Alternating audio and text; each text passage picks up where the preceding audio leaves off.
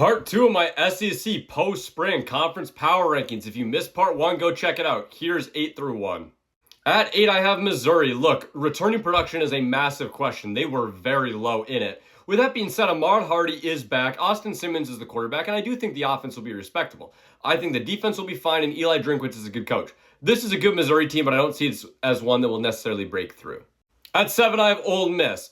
Losing Charlie Weis hurts. With that being said, they do retain some of the top-end talent on that offense. Defense is a big question. And how good is Pete Golding when he has to be the head coach in 12 games? It's a big unknown. Right now, I got Ole Miss at 7.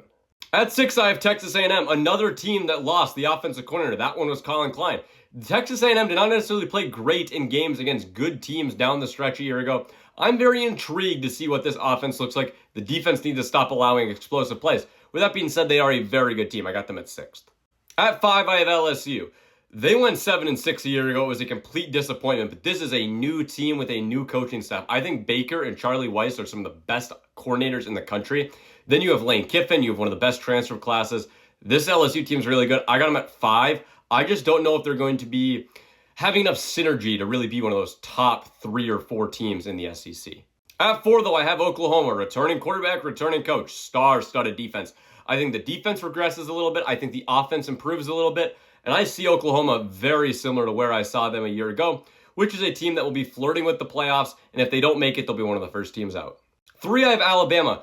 There's question marks at the running back. There's questions at the quarterback. But that secondary is one of the best in the country. I think it's top 2, and I don't think it's 2. The defensive line is going to be good. The linebacker play is going to be good. I trust the Alabama defense.